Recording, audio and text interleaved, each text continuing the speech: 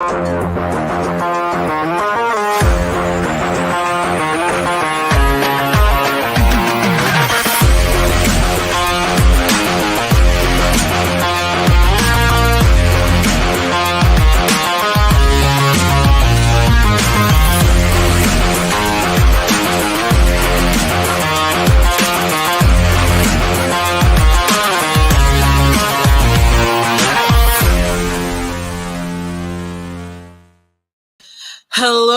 This is Christina Barr, and you're watching Black Tea News.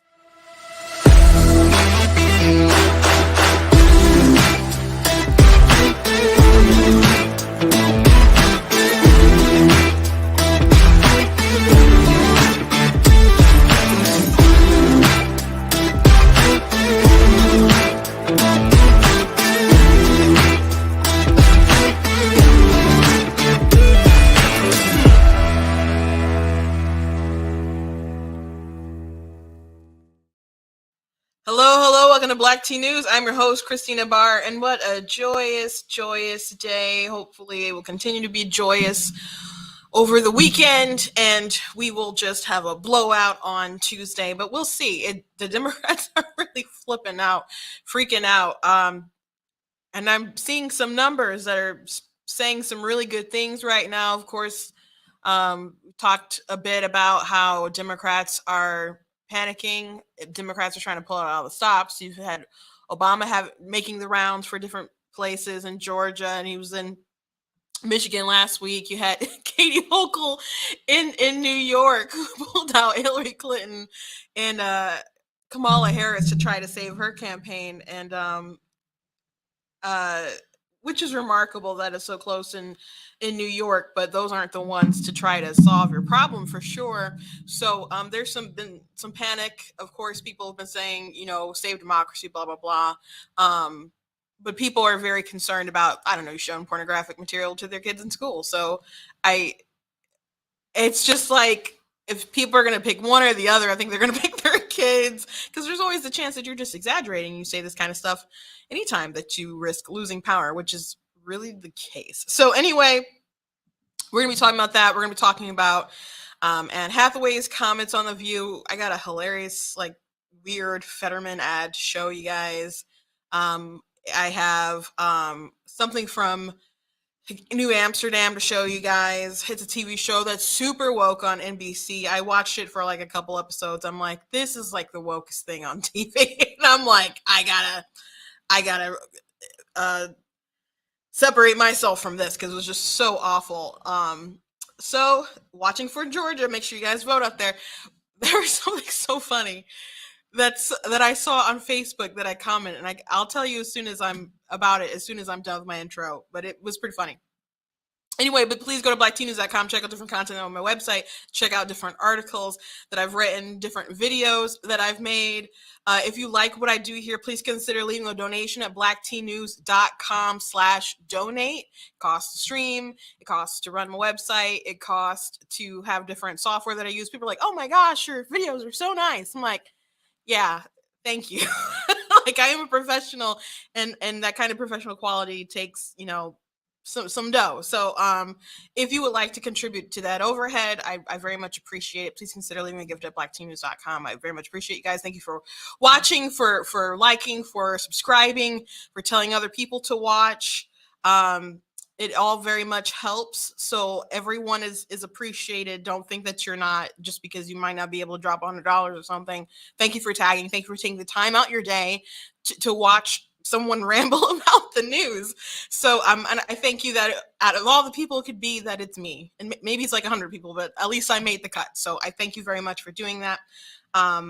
Please check out different merch that we have at the store. I'll just show you a couple, like the Rowan Casey aborted, life wins. We got black tea mugs. We got all kinds of different shirts and hoodies. Go ahead and check out what's at the website.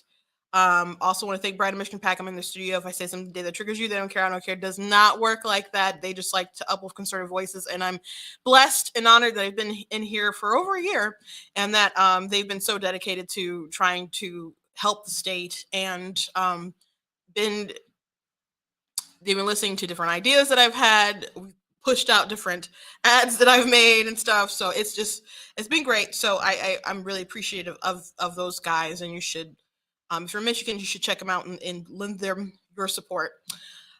So I saw a post on Facebook. I was scrolling today.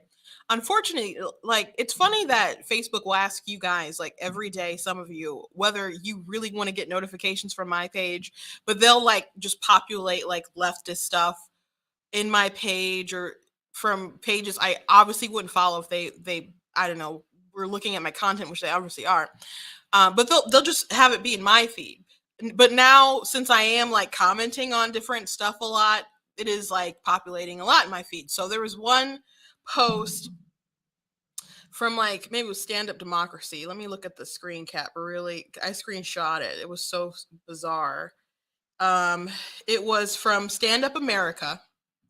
And they said election deniers may be lagging in the polls, but they could still win on Tuesday. Make sure your friends and family have a plan to vote. Now, I don't know which election deniers are talking about, but they have very broad ranges for people who deny elections. CNN made a list, and they had Kristi Noem and Ron DeSantis on there, along with Christy Lake and other people. So I don't know exactly who they're talking about, but I wrote in someone said in the comments, just locked in my early vote ballot in Atlanta, Georgia. Hashtag vote blue. and and I didn't know if that was parody, because obviously Stacey Abrams is an election denier, and I saw a comment. I said Abrams is an election denier, and I did a laughing, crying face. And then he's like, "No, that's not true." And I'm like, okay, these people are on some Kool-Aid. I have better things to do than argue with these folks. But if they're that delusional that they're unaware that Stacey Abrams has been denying the election for like nearly 2 years and just stopped a month or two ago or something, so she could not be one of those people who was deemed as an election denier. It was just so bizarre. But that's the world we live in. Before I get to this Fetterman video that I want to show you guys, it was a campaign ad that they made. I want to let you know that USA Today reached out to me today. They went on my website and left a contact form or submission form or whatever, and just said, "Hey, we're from USA Today, and we're doing a story on viral videos about Prop 3, and so we want to know what's your basis for the claim that it's going to repeal parental consent." And so I was so happy to reply. So if you go on my Facebook page, I did a post on it on Twitter, and I have some of the screenshots and a little bit of what my reply was about. But actually on Facebook, I did post the reply.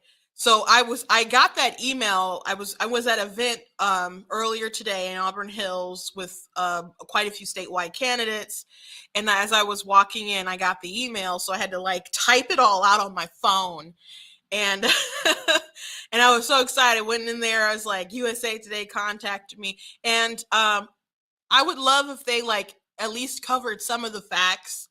And I know you guys are probably like, Christina, don't be naive. And I'm not getting my hopes up for them to do the right thing. Not in the least bit, but if there's a chance that they could even cover this, the fact that, because I told them that the people pushing it, the House Democrats, twice did this, and it was a majority of the House Democrats. It's not a small amount. It's not like it was 3 rogue people who sponsored and introduced this bill. It was a majority of them, right? Introduced legislation that would have repealed the parental consent, called it out by name, regarding abortion. And the ACLU and Planned Parenthood also signed on to it. So I gave them all this information. I let them know, like, hey, on the ballots, it literally says it will invalidate conflicting state laws.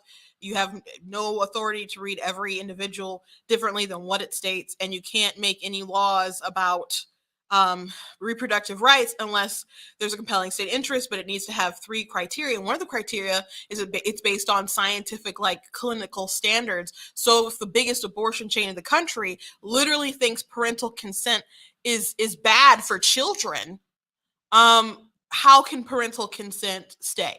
So I gave a pretty compelling answer, and he shouldn't have even needed to reach out to me because there's other like really compelling answers from other people who are lawyers. I've just read it a bunch and listened to a lot of commentary. And if there was something that I thought that I'm like, is this pushing it a bit? I would reach out to other like lawyers, etc. Like I've read threads with people from the left trying to debunk what people on the right are saying. And I would call up this prosecutor I know. I'd be like, "What's your opinion on this?" Or a lawyer, like, "What's your opinion?" And they say, "I don't agree with this and that." And I've listened to debates, and I feel like the right has made a more compelling argument about what could happen when people are saying it's too confusing. Well, you can't say for certain what's going to happen. So if you can't say this is a constitutional amendment, so we should know, we should be pretty clear about our intentions.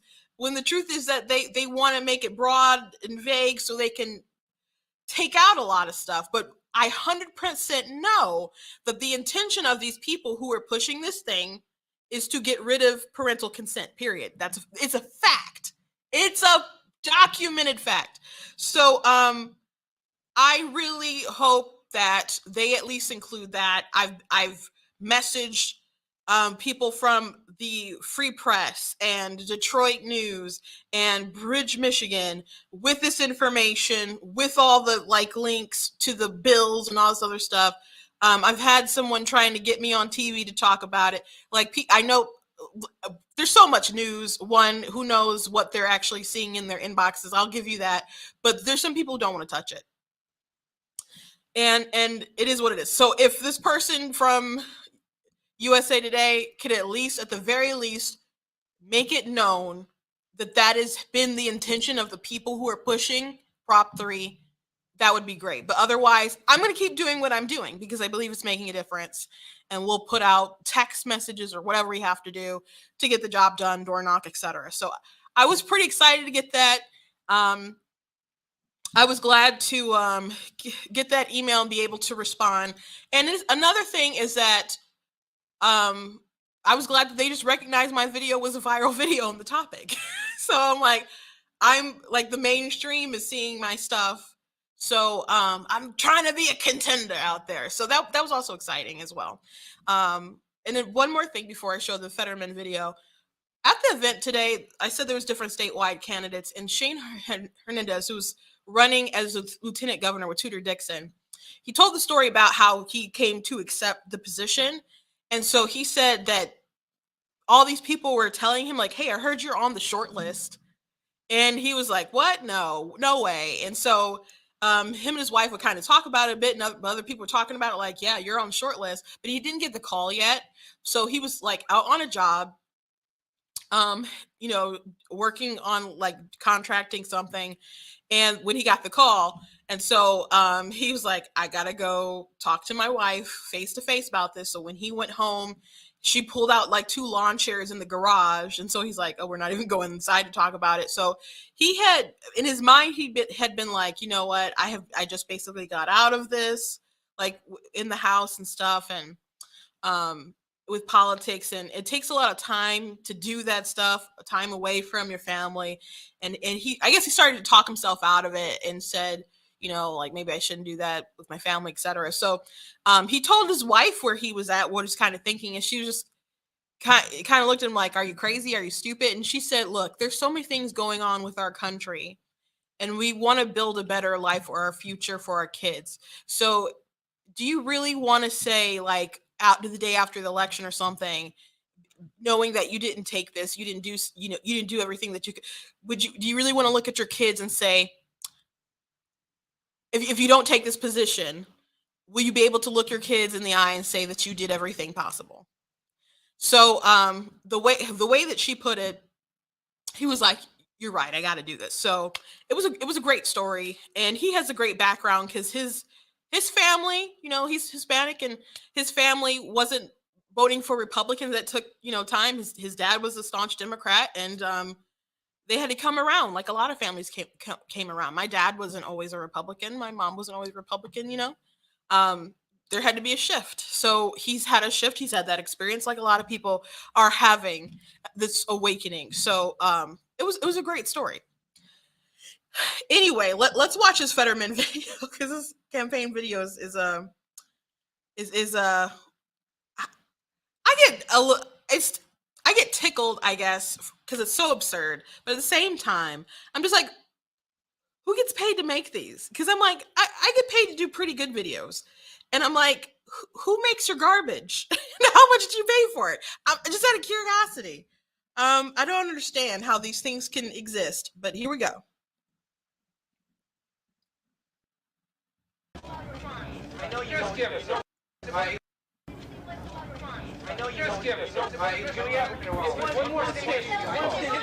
Mr. Fetterman. Mr. Fetterman, Yeah, you need any help? I'm running for the U.S. Senate, kid. I need all the help I can get. You're running for Senate? Sure. Where's your suit and your flag pin and your hair? Oh, hey, kid. I just want you to know I'd vote for you. Hey, thanks, kid. You want a drink? Nah, no. Really, you can have it. Okay. Thanks.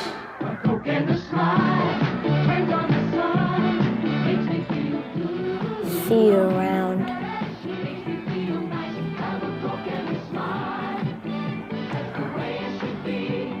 Hey, kid. Catch. Wow, thanks, Mayor John. Yeah, so paid for by the Fetterman camp. What's a jagoff? I'll tell you when you're older.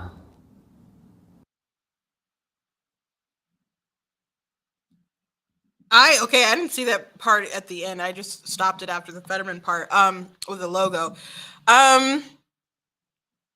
You know what? The kid, obviously this was reminiscent of the Coca-Cola commercial where there's I don't remember who was in it, but it was an athlete and the kid like gave him a Coke and he threw the shirt, and it's an old classic Coca-Cola one. But this is this is it's awful. Like even how you hear the audio go in and out and not leveled, and the production is just not good. Hobbling with his, it's just not a good look. I guess they're just really embracing the tiredness of everything. But you know what? I think this kid had a really good point though. Because he doesn't need to wear a flag. I mean, need to wear a suit or whatever. And obviously, the being bald was just like a dig at himself. But why not a flag pin? Like I wouldn't have wrote that in there. Like why not have a flag pin? I I think I never really thought about that, but why not have a flag pin? Because a lot of people do have flag pins or something that's like, very patriotic on them, like at all times. At the event that I was at, Judge Warren, Michael Warren, he was wearing a bow tie that I think was his custom made bow tie. I have a friend who makes custom bow ties, and he got it done at Motor City Comic kind of thing. He got a custom bow tie made because Judge Warren dresses up like Doctor Strange and goes to Comic Cons. It's a flag, and it has, I think, part of the Constitution stuff on it too. It's a really nice bow tie. He's a bow tie man, and like we were like, okay, we got to do the pledge, and Linda Lee Tarver, who's running for school board, she just goes in her purse and she's like, I have a flag. And other people are like, Warren's like pointing to his bow tie, or like we have, like everyone has a flag like somewhere. So why not? So I I think that's an interesting question to just kind of bring up. Why don't you have something like that? And another thing to note, when I went to the Democrat Party picnic last summer, like when you go to a Republican picnic or event or whatever, it's like decorations, flags everywhere. That wasn't the case with them. So it's just a different, interesting contrast for sure. But big news about Fetterman is that Oprah Winfrey came out and endorsed him. I don't know why people care. If she was passing out cars or something, you know, that'd be one thing. But saying that, but people are like, she basically made Oz famous. Get she endorsed Fetterman. So like I just retweeted the news. I was like, Oprah Winfrey endorses man who chased innocent black man with shotgun. Like that's how I worded it on Twitter. And if I have the time, that's how my article will be titled. Oprah supports man who chased innocent black man with shotgun. Like, that's what it is. That's true. That's what Fetterman did. So, but a lot of people who are like, "Yay, Oprah did it," are also saying, "What took her so long to do it?" And maybe that's something that she really didn't want to get involved in too much, but people really, really maybe pushed her or begged for her to do it. Um, but Fetterman has some really extreme policies. So if you're going to go ahead and support him, someone who wants to release prisoners and legalize a lot of hard drugs and, you know, believes on no limits on abortion, like if that's the person you're deciding to endorse, that's pretty extreme, and people need to. I don't know how many people are still really into Oprah, but I think you need to consider um how you support Oprah, or you can still watch or do whatever with Oprah, but just like how you're going to take her at her word. Is it the same sort of value if she's willing to throw it behind Fetterman? Like if you still want to eat like cauliflower Oprah pizza, that I guess that's your business. I'm not saying you got to boycott her or something, but just know when people are willing to throw their name on something, um, it has implications there. Um, so some people should be pretty careful about who they endorse. There's some people who never endorse, and they're like, oh, because you said something, I'm going to go ahead and support that person. I'm not one who believes like endorsements should be a big thing. Honestly, I think people need to depend on endorsements when they don't do a lot of research and stuff themselves. But I do understand that a lot of people don't have time, etc. And someone of authority, they do trust them on the matter. There's people who will trust me on the matter, but I think people need to do their due diligence and look into a person themselves. I think we need to be an informed electorate, and an informed electorate is something that frankly politicians fear.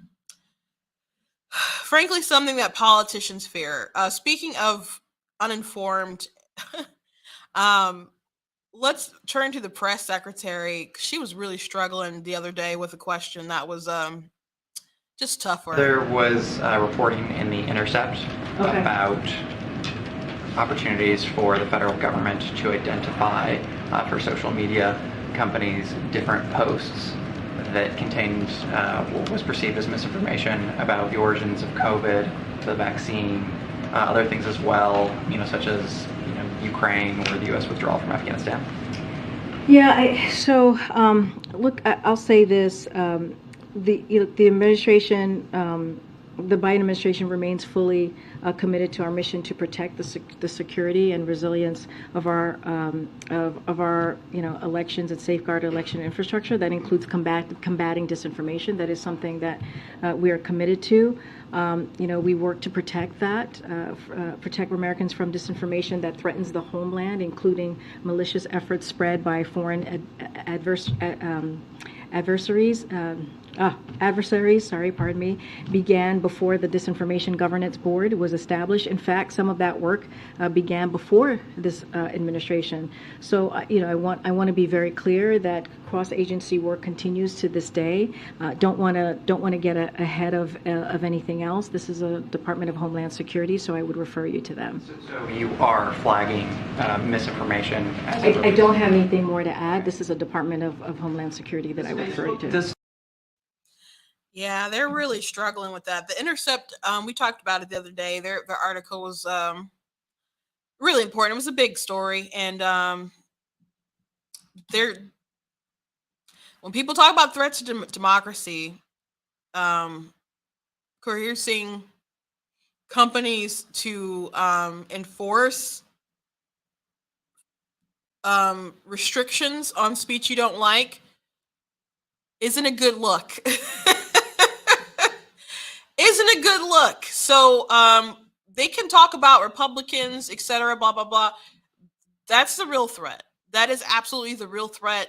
And you know what? That's one of the reasons added to the pile of why there's a lot of Hispanics who are coming over to the Republican Party, because they don't like this Gestapo tyrannical stuff that the Democrats are doing and that the Democrats are pushing and that the Democrats are for. It's really not a good look.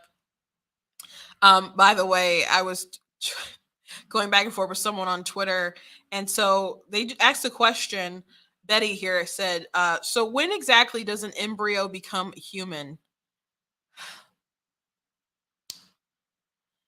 If it's a human embryo, the answer is it's always been a Homo sapien. So these people. Some good news on the election turnout front, though. Apparently, here's from Athen. I don't know how to say his last name. That is long. Man. It appears the GOP may have 350,000 more voters turnout than projected, while Dems may fall 200,000 plus voters short of projections. That's a net shift of 550,000 voters in favor of Republicans. And that is in Pennsylvania. So that could be really, really awful for them.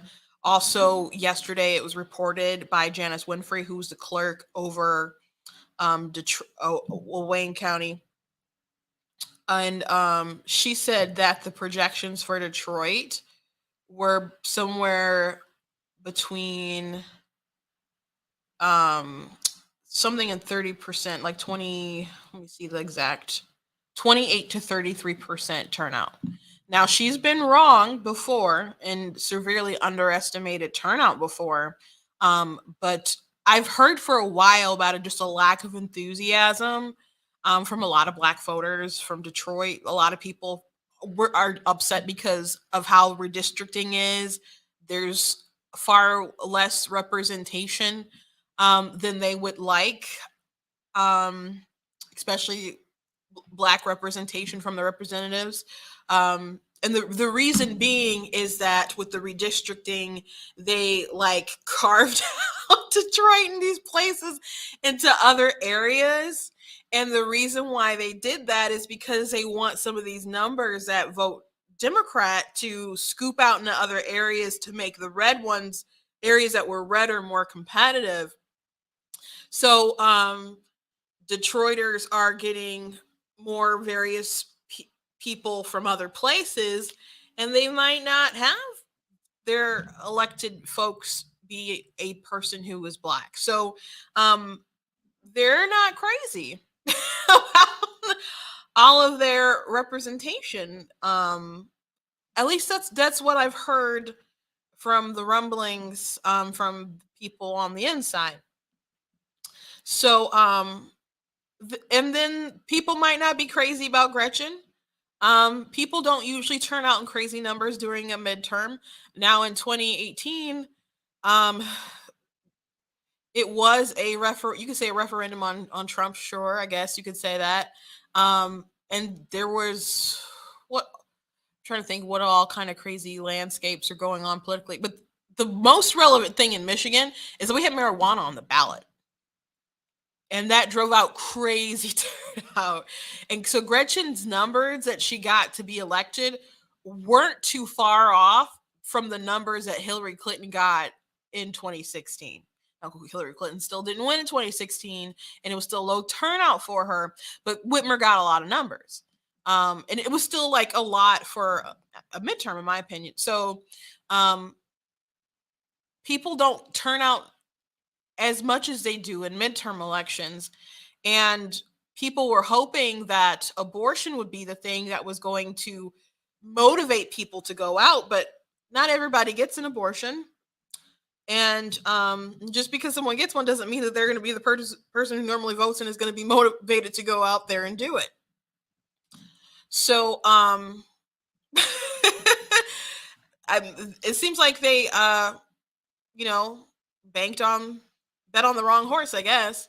And I was talking to someone who's a strategist today, and they were saying that they think the abortion thing is actually turning in the favor of the Republicans because you have all these churches that are mobilizing their pastors, their congregation, etc., to go out. There's a lot of Catholics voting that don't normally maybe turn out for midterm elections to make all the difference in the world. So if they're suppressed or depressed, their turnout, the Democrat numbers, which I heard they're not where they should be. People are holding on to their ballots. Who knows if they'll turn them in, but they're very slow on it. They're very slow footed on it.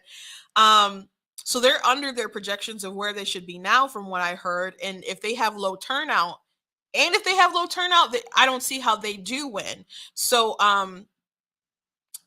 there's some polls that still have Whitmer up quite a bit, but there's polls that have them virtually tied. So from what I'm hearing, the tied ones are probably more accurate. And if turnout is low, they're just screwed, it would seem. So I hope that's the upset. I hope it's a big upset for them, but we'll see. We shall see. Someone, Lindy Lee on Twitter had a tweet that said tax-exempt Catholic churches spent $3 million trying to ban abortion in Kansas. Catholic bishops are now trying to do the same thing in Kentucky, Michigan. The church got $3 billion plus taxpayer-funded forgivable PPP loans. They have become another arm of the MAGA Republican Party. And so I just retweeted her and said, "What? Churches spend money on saving babies? No way!" Like, it's not. They're not doing it on a candidate. They're doing it on an issue. It's an issue. And you can't, you're going to have to explain how that's not part of their purview of why that should be something they should be able to do and have an opinion on and mobilize, to say, hey, we shouldn't kill babies. Which, by the way, there's people in the comments saying taxes churches, which I don't see those comments in videos where Stacey Abrams at a church saying, God says it's okay to kill babies. She didn't say that exactly, but I'm just throwing that out there. Like, something off. Let's just use the term off. That's the technical term in the church world. We say that was off, all right? So if she says something off in behind the pulpit to push abortion, which she said a couple things, or Warnock will say things like, stuff like that, or whoever will go to church, and there's a bunch of woke pastors. There's an account on Twitter you can follow, like woke pastors. I follow their account. They post great nuggets, gems. They're not saying tax the churches under there. They're saying that normally when a Republican conservative says something that they don't like. And what people don't know is that the Supreme Court already said, hey, the separation of church and state, keeping churches tax exempt actually helps that separation. So a lot of people just want to punish churches. And if you just want to punish churches, I think that's because you want this. You don't want a separation of church and state. You want the state to impose upon the churches. You don't want them separate. So I think they kind of debunk themselves for sure. For sure. Also want to show you this great ad that is apparently a national ad with one of these really, really sick books that's going across the nation. It really never occurred to you to... Trigger warning for sure. The stuff is blurred out, but trigger warning. It really never occurred to you to put something into your not even a so you've never yourself? As a teen, I got bored of I then dreamed about having a massive that lasted all day. Do you feel sad that you weren't born with a... These are exact excerpts from the book Genderqueer. This book is being taught to public school children. America, we have a problem. On November 8th, vote to stop the sexualization of your kids. Vote Republican. Paid for by American Liberty Fund. Not authorized by any candidate or candidate committee. And I'm not sure if Genderqueer was one of the books that, in particular, it might have been in Dearborn that parents wanted out.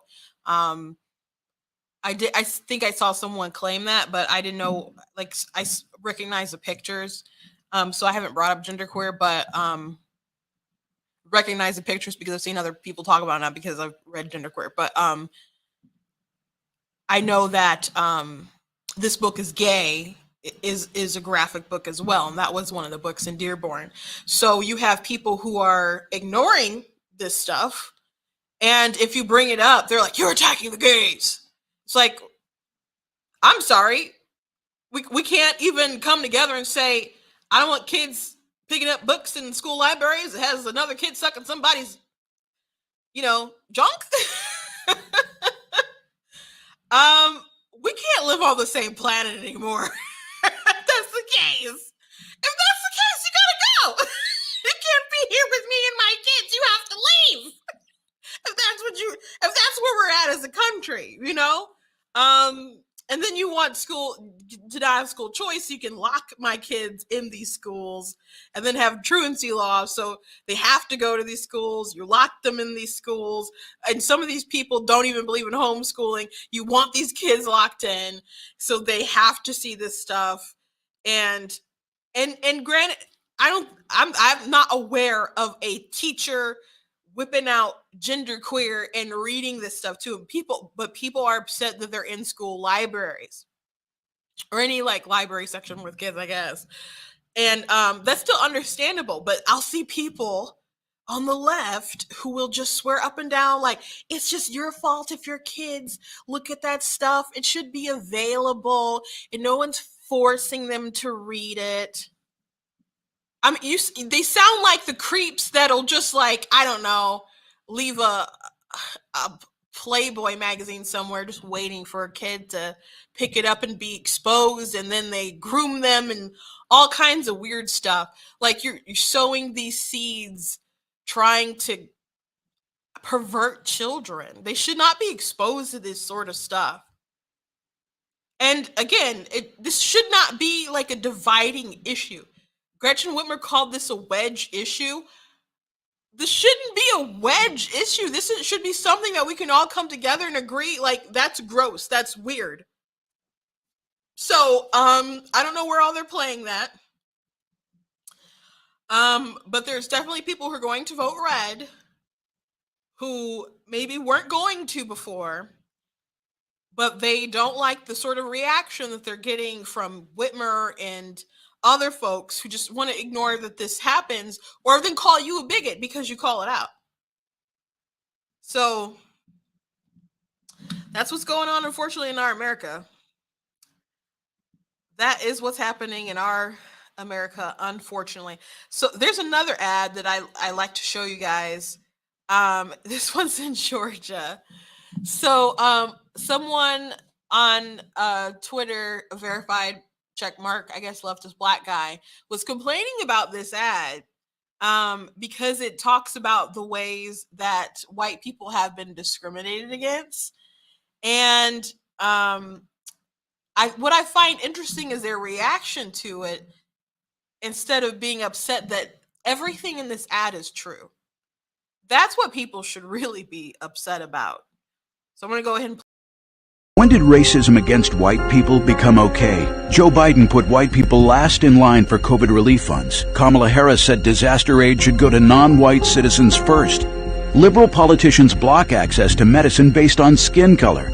Progressive corporations, airlines, universities all openly discriminate against white Americans.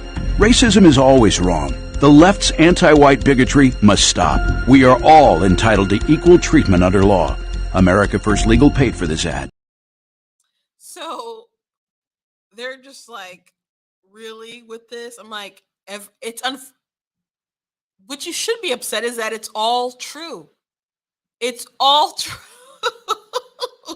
Joe Biden tried to do racial discrimination with like farmers or something, and there was like they had to sue back him, and one farmer who was discriminated against, a white guy, he had like spina bifida, or had like, I think he had no feet or something like that. You had Kamala Harris was like saying that aid needed to be distributed by equity instead of like just people in need, like racial equity. That stuff is true. Now, I probably would have did the commercial differently. I probably would have had like other, like black people in it, like someone narrating it and being like, when did it become okay to talk about white people? You know, I probably would have did it that way instead of just having like the whitest ad possible, but and just being like a let's come together like humanity moment instead of, you know, doing what they did. I would have did it differently. I'm not, again, the content is true. Um but I would have just phrased it or framed it more around, hey, don't treat, we're all brothers and sisters. Don't treat them like this. Like, we don't need dividers and power trying to divide, to separate us into different classes and ethnicities and then disperse our rights differently, as opposed to just, you know, there's a lot of people going to see that ad just be laughing at white people.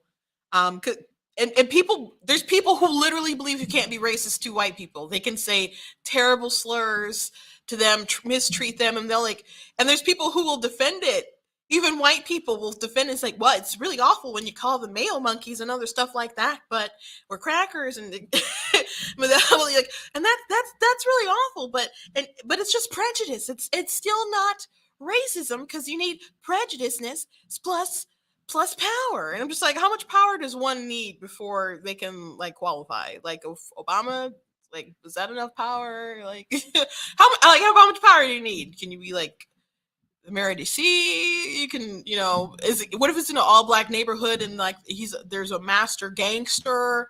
Like, if he like, I don't know, hunted down white people and said, let's kill every white person we can find, would that be something that would be racist? Or would it just be, well, that's really bad, but that's just still prejudiceness? Like, really, really bizarre, really ridiculous.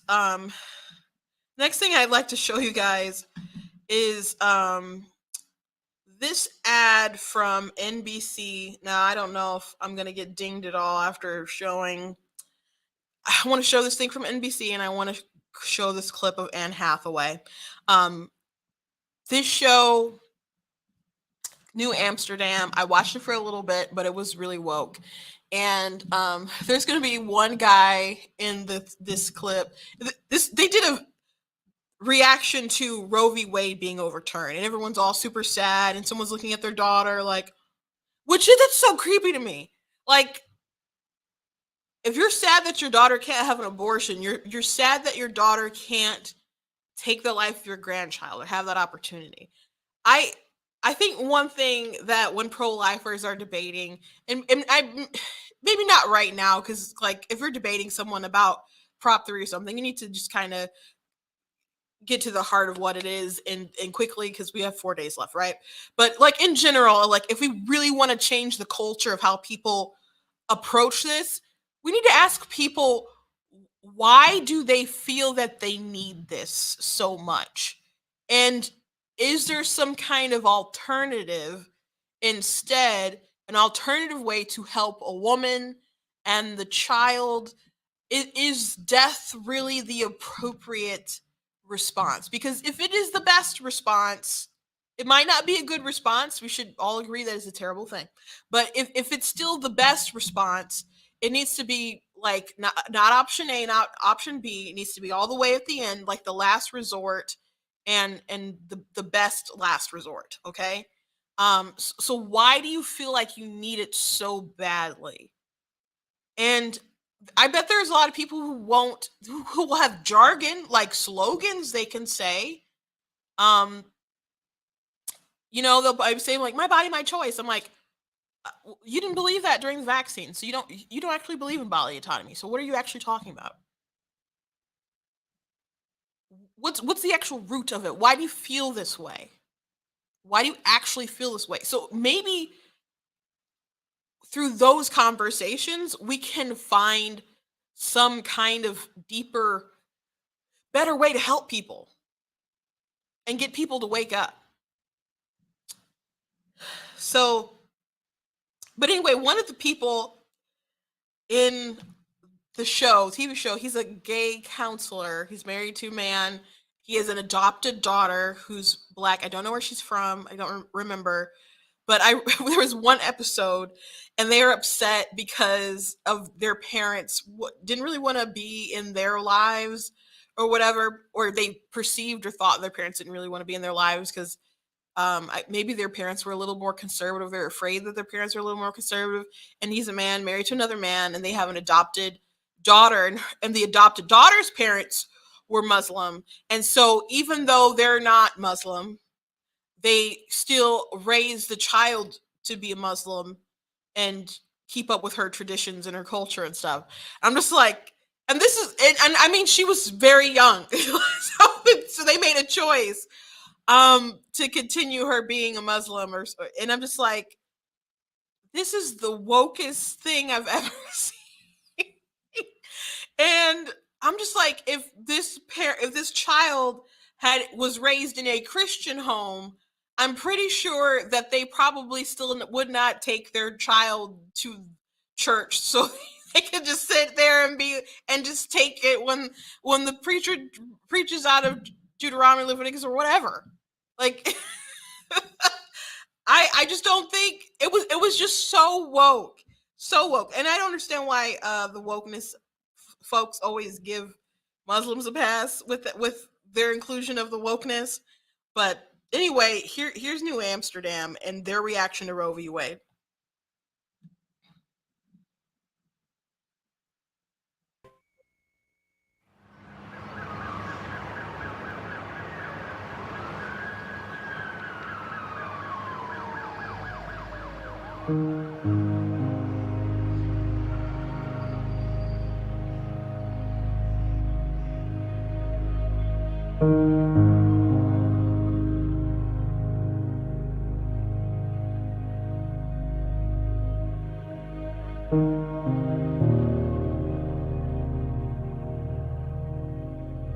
He's dropped his phone, so dramatic.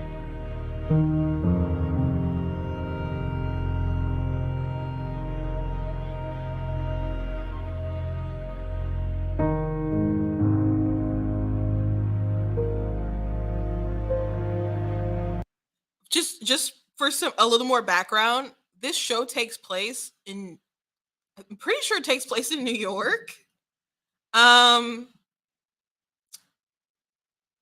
So if that's the case, I mean, it just gets kicked back to the States. So the abortion laws will still be very extreme there. So this sort of reaction, well, maybe they feel so bad for the women in Mississippi who can only have 15 weeks or whatever, or 6 weeks in Texas or whatever.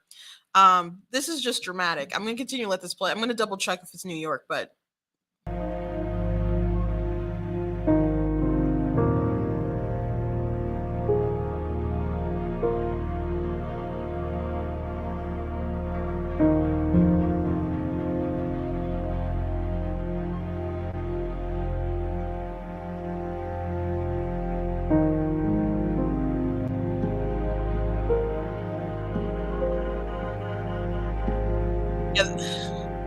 that's the gay dad so upset about Roe v. Wade.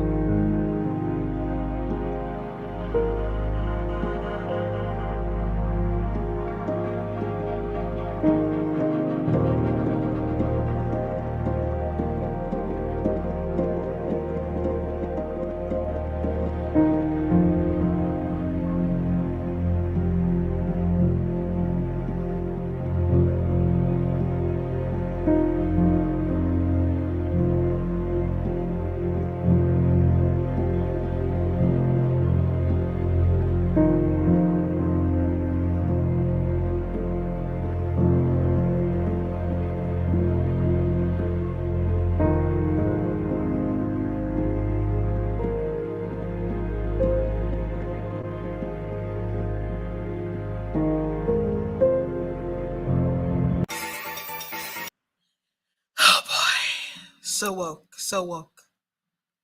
So woke. Yeah.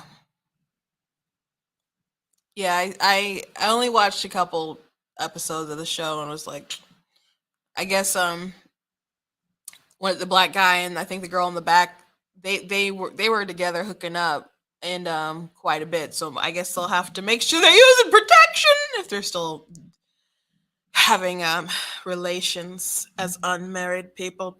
Yeah, just really woke. Someone said it could have been an SNL skit. Again, they're in New York. Their laws regarding all that isn't going to change, so they can keep their daughters in these super liberal states. But the question is, why do they believe that all these women truly need abortion so badly? And you know, some of these people are in a good spot in life, financially, opportunities, etc.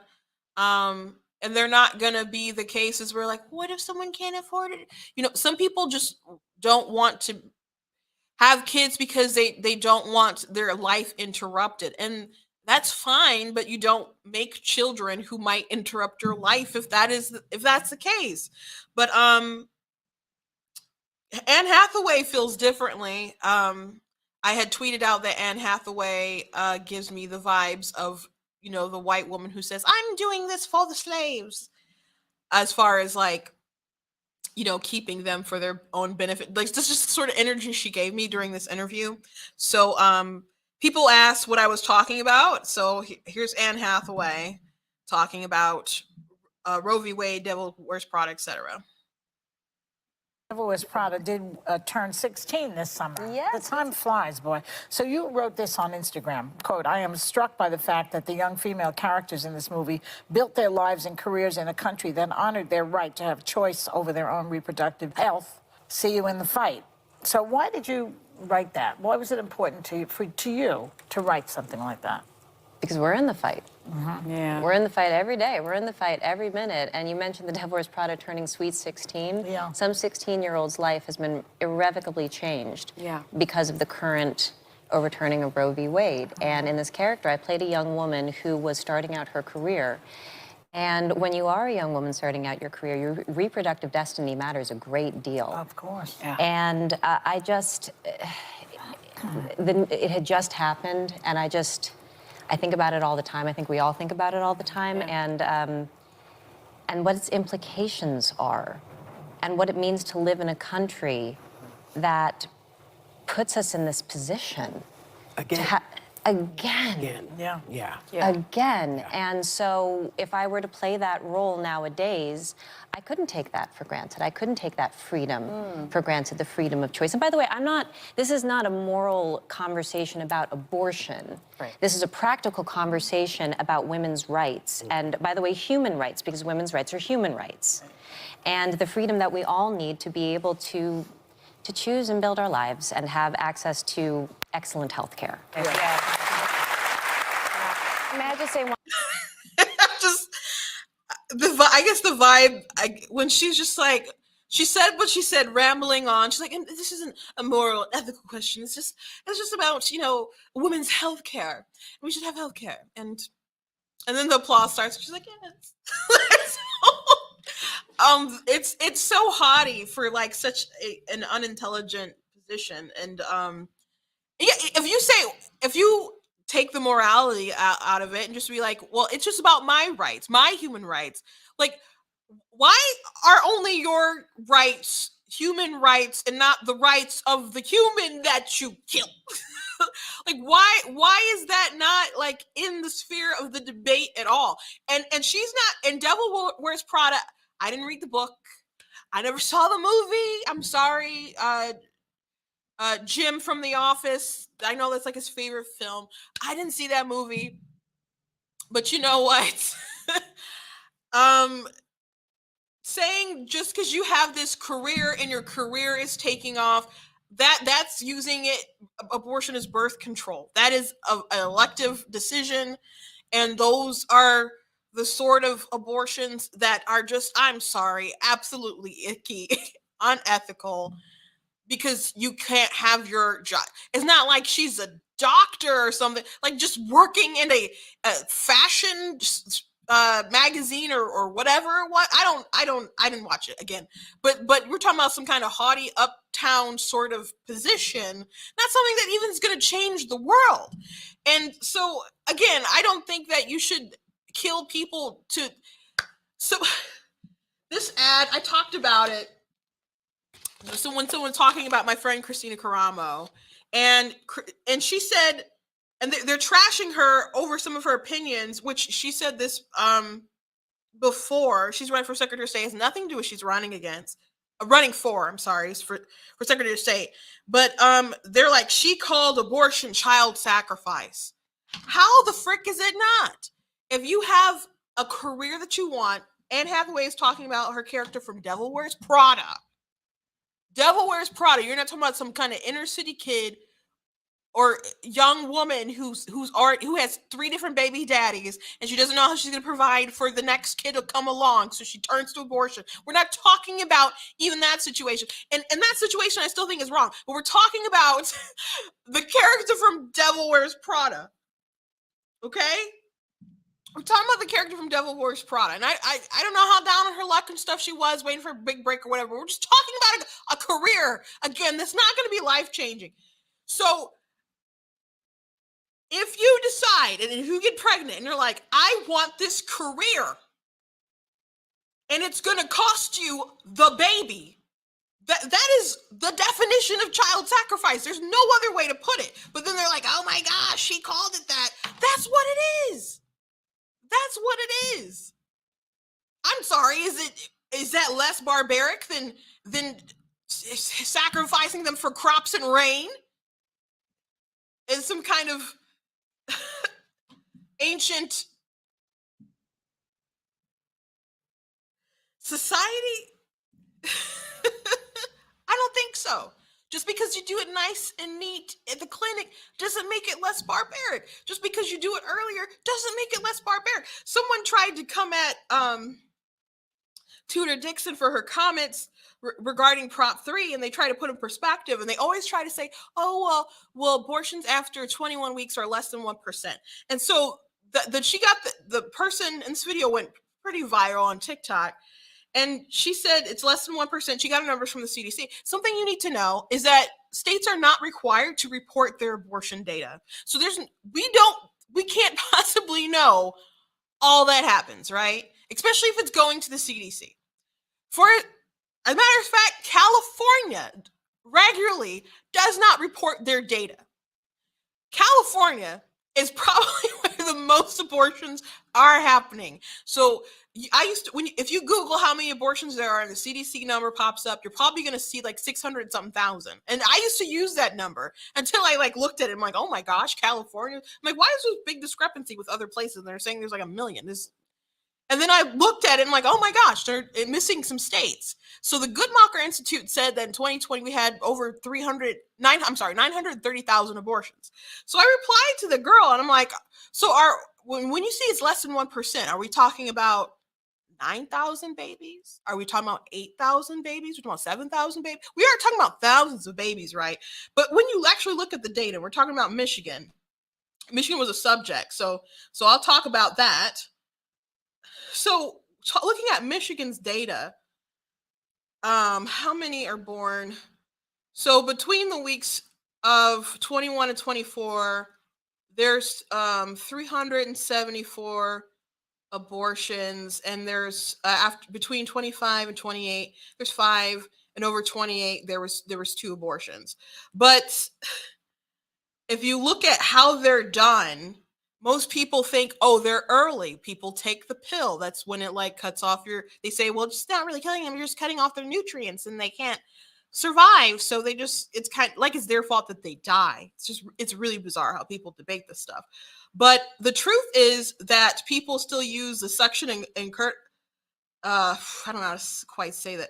The suction one, and then they use the D&E, the dilation and evacuation. So there's still Even if people do it earlier, the dilation and the evacuation, that's when they use the forceps and actually rip the babies apart piece by piece and crush the skull.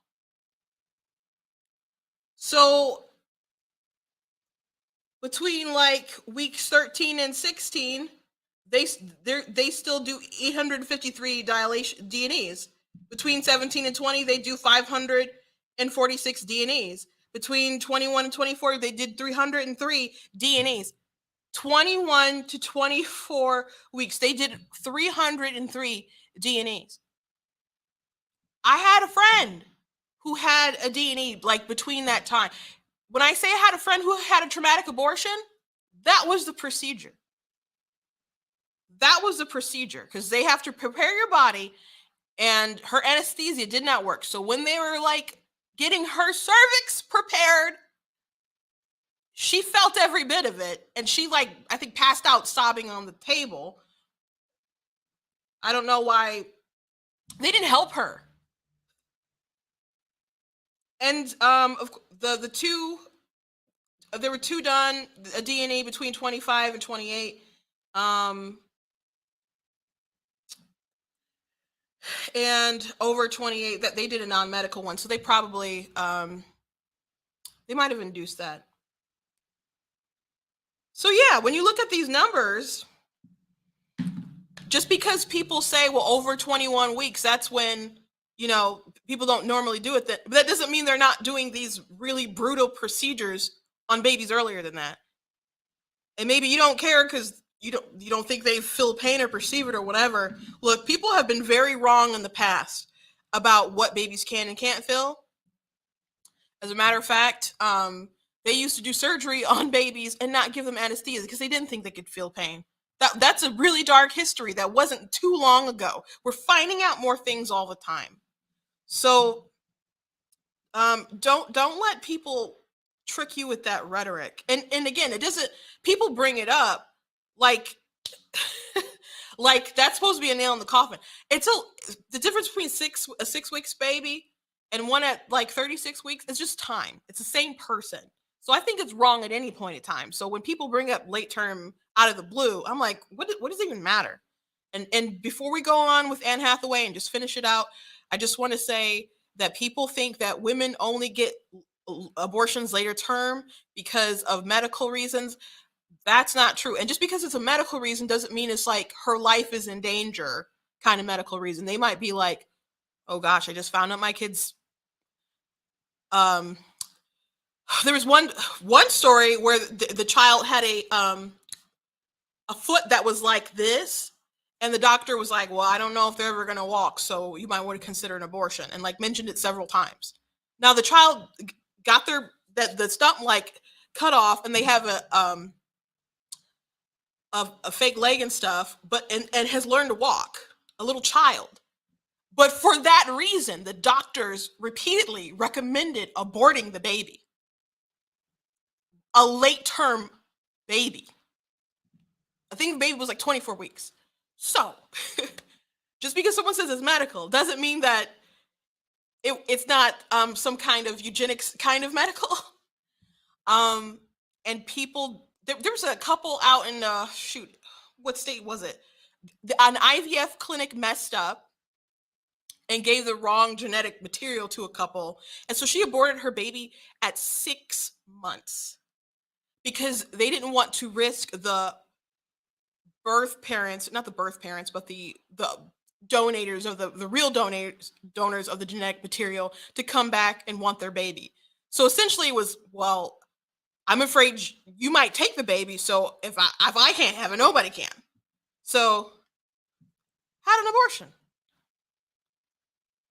My friend who had the traumatic abortion, she had the abortion because she just waited a while. She didn't know what to do. She was biding her time. She didn't know how to tell her mom. And when she did tell her mom was of course upset and disappointed, but she told her it was her decision. And they could have managed. They could have found a way to manage, but at the end of the day, she said she wanted a blank slate. And instead she got trauma. Let's go ahead and finish watching Anne Hathaway. One other thing, and just without going into too many details, my own personal experience with abortion, and I don't think we talk about this enough, abortion can be another word for mercy. We don't know. We don't know. It's not a world in which we know that no two pregnancies are alike, and it follows that no two lives are alike. That follows that no two conceptions are alike. Yep. So how can we have a law? How can we have a point of view on this that says we must treat everything the same? And where I come at it from is when you allow for choice, you allow for flexibility, which is what we need in order to be human. So that anyway, I just wanted to include that, Especially for that health. part. Especially for that. It's not set in stone. Just because you get pregnant doesn't mean you get to keep that baby. Yeah, it's a health decision. And it can be. It's it really personal can be. decision. Yeah. Right. Yeah, so they're saying choice is what matters. Mind you that Jedediah Bila was on The View. They're all talking about medical decisions and choice. I just want to remind you, she was on The View. She couldn't, ABC had like all these COVID restrictions, policies, etc. So she was doing an interview over like the internet, and they're like, well, why, you're not here because you're not vaccinated. And so she explained she's already had COVID. All right. So she has, the natural antibodies, etc. And that her doctors told her that she would have a bad reaction to it. And so after she explained that and some of the data and some of the facts, do you think that her former co-stars were considerate or kind or even the least bit understanding of her position? No, they were not. Essentially, and Sonny was like, I can't believe that you would do this and not be vaccinated, and you know how such and such died. And how they went off on her, it just kind of sounded like, why won't you die for me? Why won't you die for me? So again, these women, they do not actually believe in women making decisions for themselves. Sonny called white Republican women cockroaches the other day. You think they respect a woman's choice? No, they don't. And they don't respect her bodily autonomy. They only want to stand up for this decision of abortion. And I'm sure those women know a lot of women who've had them. Whoopi Goldberg has had an abortion herself. She might have had a couple, but she had a back alley abortion. And I don't mean like the term back alley abortion is actually like going into a back alley and going into a clinic like after hours. That's what it actually means. She had what you think it means, or what the left actually pretends that it is. She had one on herself. So Whoopi, with her positions, you have to remember she's coming from a very personal place of trauma. She gets very hype about this, and has had a lot of passionate conversations because she's been there. And a lot of women, they will have abortions and they will double down on it because that's their way of coping. And so you do need to have grace for a lot of these women as well. But I can't have a conversation about this issue pretending like the baby doesn't exist. I just can't do it. Anne Hathaway said that we need choice. You don't get to pick and choose whose rights that you validate and don't. I mean, we have done that before. I mean, instead of being a baby, it could just be your property. And instead of being your human rights on what you decide to do for your bodily autonomy, it could be about your property rights. When you decided to humanize people and just pretend like they're not human, or their humanity is irrelevant. Or maybe they're human, but that's not relevant to your rights and what you want. So, really disgusting rant. A lot of people talk about it from Anne Hathaway. She tried, though. She certainly tried. But anyway, that's the show for today. I'm gonna went a little over. I'm not sure if that got flagged by ABC or not, but I'll re-upload it for sure. I hope you guys enjoyed. Please go to blacktnews.com, check out different content that I have on the website, different videos, etc., different merchandise that I have at blacktnews.com. Please check out please share articles and videos that I have. If you like what I'm doing, please consider leaving a donation at the website. I do not know if I've said that yet, but God bless you guys. And I will see you Monday, and the day before, hopefully the red tsunami just takes over. So God bless.